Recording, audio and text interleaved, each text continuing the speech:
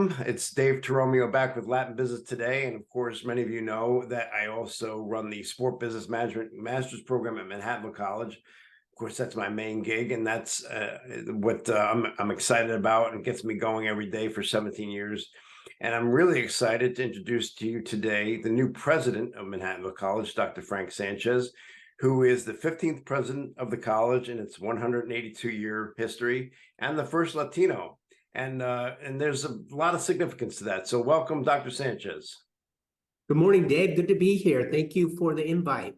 It's thank you for taking the time to do this, because I find this very interesting. One of the comments I read by Michael Dunn, chairman of the board of trustees, when he made the announcement, was that you were a perfect hire, ideal choice, I think was his words. And I think he's right. I really do. We're seeing, I think I read, or I saw somewhere 39% of the Manhattanville population is now Latino or Hispanic. Is that correct? That's correct. Manhattanville now qualifies or categorizes federally designated Hispanic serving institution, which actually that threshold is only 25%. But now we're approaching 38, 39% of our student body identify as Latino or Latinx. That's correct. Very interesting. I want to work this a little backwards, and I'll tell you why. I have a reason for it in terms of your education, which is in and of itself amazing. Your background growing up, obviously Mexican descent, and but your background really, your PhD is from Indiana University, and you just told me about a great award you got from them, Alumni of the Year. Congratulations on that. Thank you. That's awesome. You got your master's from Colorado State, and your undergrad was done at the University of Nebraska. And I bring this up for a reason, because this is the intersection, at least for me, the perfect intersection. If somebody does the sports content for this channel, is that you were a Division I wrestler at the University of Nebraska. That's right. That's right, for a few years. That's awesome. Tell us about that. In terms of being a student athlete, because that's big time wrestling is the Big Ten, right? So. Sure. Well, it really started when I was young. My family, my dad was an exceptional wrestler as well, back in the late 50s, early 60s. In fact, he won the first national title in the junior college back in 1959 or so. Wow. 58, whenever they had their first junior college national championships. He took second in NCAAs, took third in the Olympic trials, was a national AAU champion in 1960, freestyle champion. And so, as you can imagine, with those type of skills and talents, he had 3 boys and a daughter, and all 3 boys went into wrestling very early. I remember being 6 years old, bantamweight, 45 pounds, wrestling at national competitions all over the country. And so I had early exposure, as did my brothers. And that really set the stage for, leading up to doing fairly well through my youth and through high school, as my brothers did very, very well. And then having opportunities to go to college. Now, I ended up at the University of Nebraska. Both my brothers wrestled at the University of Nebraska as well. And so there was family there. I redshirted on scholarship my first year there. And my brother Gil, of course, took second in the NCAAs. Nice. The last college wrestler actually to beat those in the wrestling community know about John Smith. Sure. He's a Olympic champion, gold medalist, 7-8 time world champion.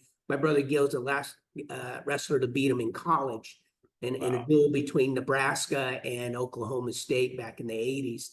And my brother Jim was there as well. He was a wrestling phenom, world schoolboy champion, a national champion in high school at both freestyle and Greco. But I say all that because, as you can imagine, the Sanchez household lived, breathed, ate, slept wrestling for a good back of my life. Nice. When I started at Nebraska, again, I redshirted, and of course, as you pointed out, Division I's really at another level. Mm-hmm. Redshirted my first year. My second year, University of Nebraska recruited a 4-time Iowa State champ, a gentleman at 118, which was my weight, a gentleman by the name of Jason Kelber. Okay. Now, Jason Kelber, as you do your research, you'll find that he ended up winning the NCAA championship Nice. for the University of Nebraska. And so I had to compete with him. I was a single double leg guy, and I could get on his leg. I couldn't do much with it. He was just, he was an exceptional wrestler again, winning the national title. So it was really during those years that after 14 years wrestling in youth wrestling and into college, I made a really a profound decision. I didn't know it at the time. I would learn later to stop wrestling and to get involved on campus. I had a scholarship. I had to pay for a school, so I became an RA, room and board. I got involved in student government. I got involved in the Mexican American Student Association and got very interested in how colleges and universities work. And so that really set the stage for me now, 30 plus years after, working in higher ed, working to change policies, systems, modernize our higher education institutions to better serve our students. And so that's kind of in a nutshell how I ended up at Nebraska and how I got to where I'm at today.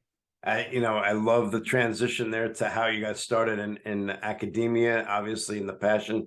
I too was an RA at the University of Rhode Island, so we do have some things in common, but and wrestling is another one, but I didn't wrestle in college, but so I had to connect the dots and I had to get the sports stuff out of my system. So that's done. So but let's talk about, your role at Manhattanville. Obviously, you're coming in, and we just before we started recording, we talked a little bit about the storm we had last night, and you're gonna have to find out what happened with the facilities and the roof started leaking. So there's a lot on your plate, a lot to consider. You have the faculty, the staff, you have enrollment, you have admissions, you've got a lot to think about. Yep. What is it? Tell us a little bit about that. Sure. Well, Dave, fortunately, as you know, this is kind of my second time around as a college president. I spent the last 6 years as the president of Rhode Island College. And that I'll tell you, that gave me a lot of exposure of the unique challenges and the work that really a lot of our higher education institutions need to do to modernize better business intelligence systems, better protocol and processes in times of emergency. In this case, thankfully, it wasn't a big emergency, but we had much more rain and wind than we anticipated. In fact, on my short little drive over to the campus, a number of branches and a couple trees down. And so, having that experience, I'm a little better prepared, but as you well know, every campus is a little bit different. Our response, our systems, the way we deal with emergencies, sometimes with this, my 5th month into the role, I have to learn some of these protocol and sometimes better understand how we operate and where needed to adapt and adjust those protocols and those processes and systems. But yeah, there's whether it's an emergency or looking at how we fundraise or generate new revenue. Of course, monitoring our enrollments is a regular daily, weekly process for our institution, as well as how we think about the future of our curriculum. And that's something I think the leading higher education institutions today are taking a hard look at the type of degrees, the type of education and skill sets we're preparing the next generation of graduates for the future workforce. Outstanding. And it's interesting because at Rhode Island College, you were instrumental in just reading what you accomplished there. I mean, if you took that and plugged it in, I mean, just, for example, fundraising goals, 200% increase over 5 years, facility increase, upgrading facilities, new curriculum such as computer science, cybersecurity, data analytics. I mean, these are all exciting things and things I think that this college really should be thinking about. Absolutely. Let's just take revenue generation. There's no question.